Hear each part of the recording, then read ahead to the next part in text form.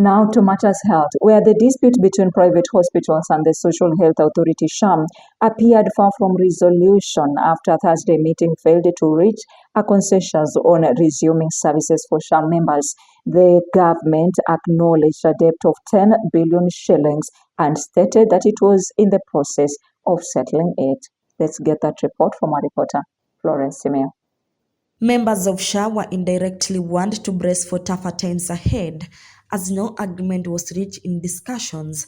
Private hospitals continue to withhold services, signaling an ongoing stalemate due to the hardline position held by both parties. It is better to engage in a structured manner, in a coordinated manner, so that we at the policy level we are able to give directions and directives based on issues that have been examined. The Ministry of Health noted that a previous meeting had led to the implementation of 2 of 3 contentious issues, primarily NHIF errors and the outpatient reimbursement model, which dominated the latest talks. The meeting was mainly focused on sensitizing the stakeholders about the reimbursement model, while the suspension of services remained in effect.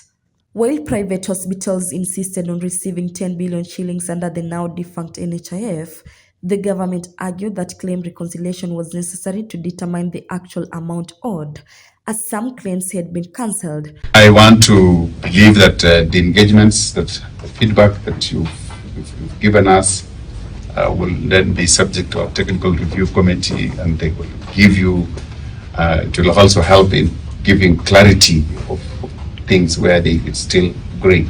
And that's why we needed to have this engagement. The Ministry of Health stated that by October 4, 2024, at least 9 billion of 19 billion shillings in disputed claims had been settled, with further payments depending on the availability of funds from the government entities indebted to NHIF and other revenue sources. We have been assured the money is available.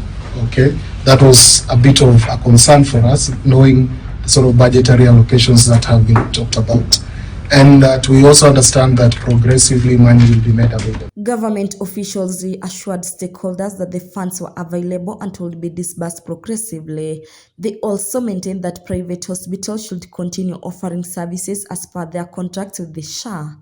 Meanwhile, ODM leader Raila Odinga, during a tour of Migori and Homa Bay counties, called for a review of the challenges affecting healthcare delivery.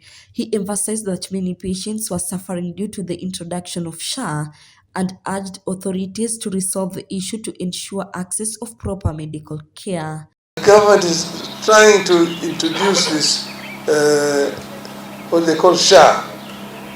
It is not working. But I know that there are countries where this system is working. If it is properly implemented, it will be a game changer in our society. Reporting for Tandao News Outlook at 1, I'm Florence Simeo.